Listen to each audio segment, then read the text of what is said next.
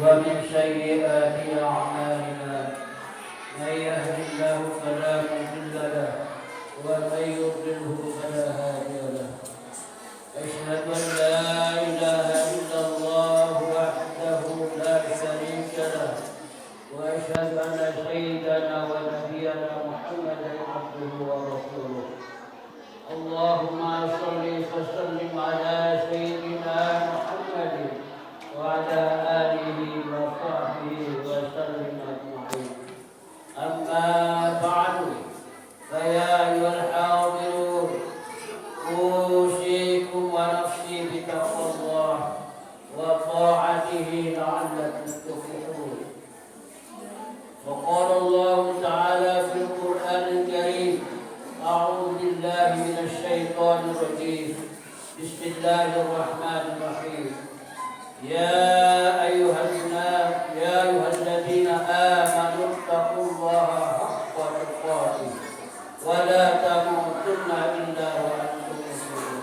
Allah Subhanahu wa taala.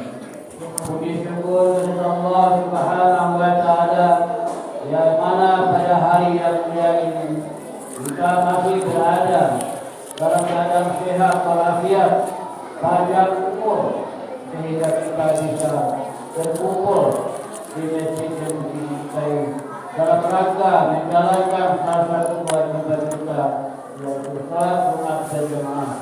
Mudah-mudahan ibadah kita, tilawah kita, zikir kita di dalam masjid akan memberikan pahala yang bertergala di sisi Allah Subhanahu wa taala. Tidak lupa pula salawat dan salam kita haturkan kepada baginda Nabi besar Muhammad SAW beserta keluarga, sahabat-sahabat dan pengikutnya, termasuk kita sebagai umatnya. Mudah-mudahan di yaumil kiamah nanti kita akan mendapatkan syafaatnya. Amin amin ya rabbal alamin. Hadirin sholat Jumat yang dirahmati Allah Subhanahu wa taala. Sebelum khatib menyampaikan sedikit peringatan kepada para jemaah hadirin sholat Jumat yang mulia. Khatib besar berusiakan terutama kepada khatib pribadi dan kepada seluruh hadirin sholat Jumat yang dirahmati Allah Subhanahu wa taala. Marilah kita tingkatkan ketakwaan kita kepada Allah Subhanahu wa taala dengan sebenar-benar takwa, yaitu menjalankan segala apa yang diperintahkan oleh Allah Subhanahu wa taala dan berusaha sejauh dapat mungkin untuk menjauhi larangan-larangan Allah Subhanahu wa taala. Ma'asyiral muslimin jamaah salat Jumat Allah Subhanahu wa taala. Pada kesempatan ini khatib akan menyampaikan secara singkat mengenai akibat yang ditimbulkan oleh makanan-makanan yang diharamkan oleh Allah Subhanahu wa taala. Ma'asyiral muslimin jamaah salat Jumat Allah Subhanahu wa taala. Ada sebuah ungkapan sesat yang berkembang di masyarakat, mencari yang haram saja susah, apalagi mencari yang halal. Dengan kalimat tersebut seolah-olah bisa melegalkan dan memberikan bagi kita alasan untuk mendapatkan rezeki yang halal. Tetapi begitulah kondisi kehidupan dunia saat ini. Banyak orang jungkir balik bekerja dan mengumpulkan harta demi sesuap nasi, rezeki harus mengambil dan mendapatkan makanan haram yang sangat dilarang oleh agama. Ada yang terjun di dunia perbankan konvensional ribawi, ada yang menjadi pelacur dan berbuat dosa berbagai pekerjaan haram lain. Keharaman harta bisa dilihat dari dua sisi. Yang pertama, haram dengan zatnya, seperti babi, bangkai, darah, dan yang lain-lain. Yang kedua, haram karena didapatkan dari sesuatu yang dilarang dalam Islam. Contohnya adalah uang riba, hasil menipu, korupsi, dan mencuri, dan sebagainya. Dan perlu diketahui bahwa barang haram tersebut tidak akan membawa kedamaian dan kebahagiaan di dunia, apalagi di akhirat. Apalagi jika kita mau merenungkan bahwa barang yang pekerjaan yang halal itu lebih banyak dibandingkan dengan barang dan pekerjaan yang haram. Dan tidaklah Allah Subhanahu wa taala mengharapkan satu barang atau suatu pekerjaan kecuali ada efek yang tidak baik pada diri seseorang. Cepat atau lambat kita akan melihat bahaya sesuatu yang diharamkan Allah Subhanahu wa taala. Walaupun mungkin kita sering disilaukan dengan penghasilan yang besar, dengan usaha yang ringan, serta iming-iming yang lain. Setan memang selalu menakut-nakuti manusia dengan kefakiran dan membisikkan agar manusia berbuat dosa. Allah Subhanahu wa taala berfirman dalam Al-Qur'anul Karim, Bismillahirrahmanirrahim. Asy-syaitanu ya'idukum al-faqra wa ya'murukum bil fahsya wallahu ya'idukum maghfiratan minhu wa fadlan wallahu wasi'un 'alim. Surat Al-Baqarah ayat 268. Setan menjanjikan dan menakut-nakuti kamu dengan kemiskinan dan menyuruh kamu berbuat kejahatan, sedang Allah menjadikan untukmu ampunan daripadanya, dan karunia dari Allah maha karunia lagi maha pengasih. Karena bisikan setan tersebut, akhirnya banyak manusia yang terjerumus dalam perbuatan dosa. Banyak yang memakan barang haram atau juga mendapat rezeki dari jalan yang haram. Semakin seseorang menikmati barang-barang haram tersebut, maka Allah Ta'ala akan semakin menjadikan hatinya fakir. Harta yang berlimpah dan kenikmatan dunia yang dia miliki hanya akan menjadikan sengsara di dunia sebelum kesengsaraan nanti di akhirat kelak. Ma'asyiral muslimin jamaah salat Jumat yang dirahmati Allah Subhanahu wa taala. Ada 3 hal yang menjadi efek buruk bagi hamba Allah yang memakan harta yang halal. Yang pertama, doanya tidak dikabulkan oleh Allah Subhanahu wa taala. Kita berdoa kepada Allah Subhanahu wa taala jika sesuatu yang kita ingin, tapi Allah Subhanahu wa taala tidak akan mengabulkan doa tersebut karena di dalamnya ada barang-barang yang haram yang kita makan di setiap hari.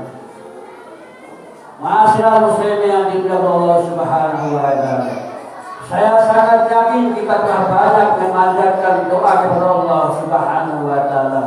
Akan tetapi coba kita kembali mengamati doa-doa kita.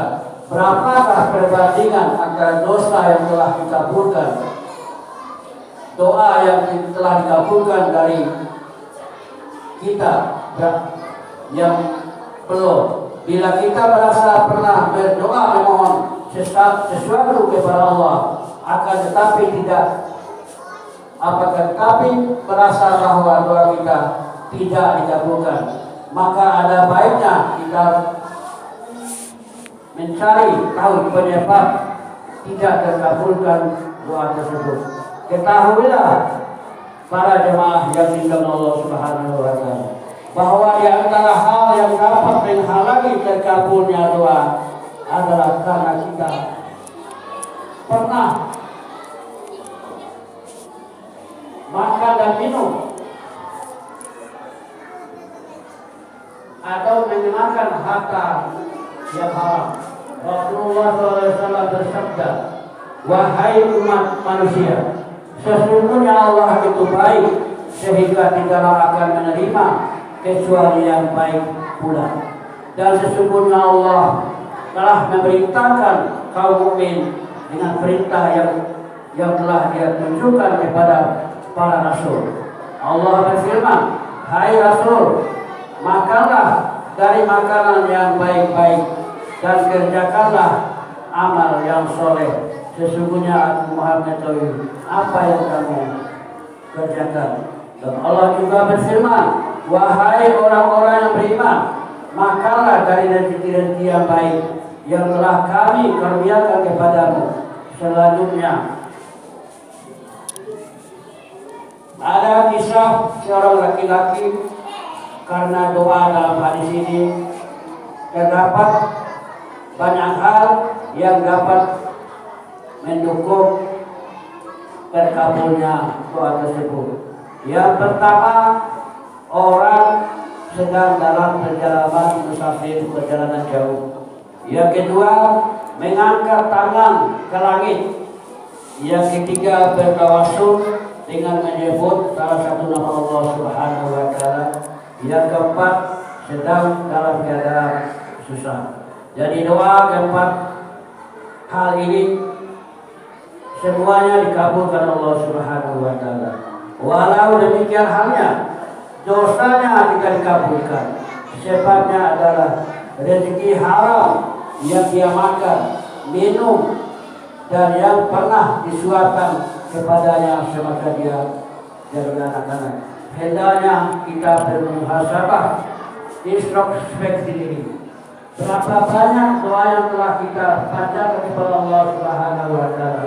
Berapa banyak istighosa digelar dalam rangka mengatasi berbagai krisis yang menimpa bangsa kita dan berbagai bencana yang menimpa negeri kita. Namun pada kenyataannya bencana demi bencana tetap terjadi. Berbagai krisis tidak teratasi dan berbagai kesulitan tak kunjung datang.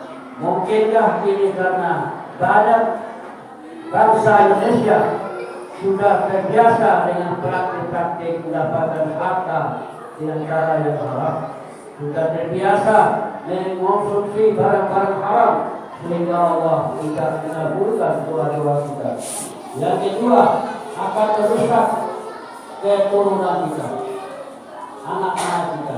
Banyak orang yang mengeluhkan gagalnya pendidikan pada anak-anak mereka, padahal segala sarana dan prasarana pendidikan serta berbagai cara sudah cukup, tetapi tetap saja anak menjadi tak terkendali. Dengan ringan mereka mengucapkan perkataan-perkataan kotor, berakhlak dengan akhlak yang hina dan berbagai perbuatan lain yang tidak baik.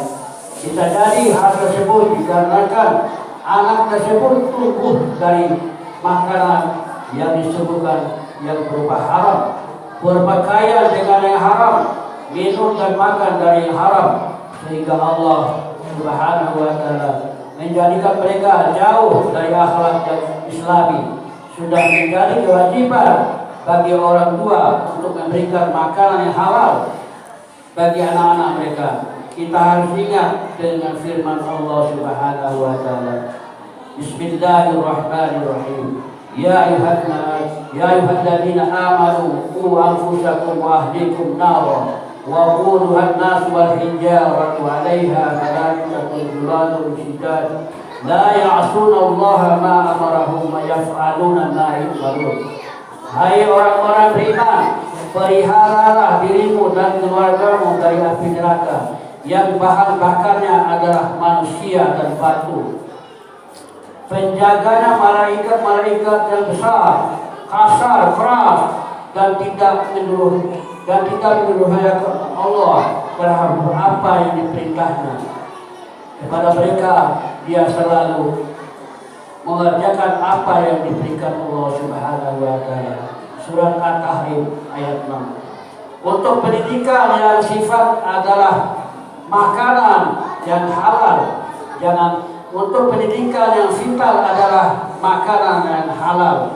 Jangan berharap memiliki anak yang tunduk terhadap Islam dan patuh pada kedua orang tua jika setiap hari mengkonsumsi dari harta yang halal.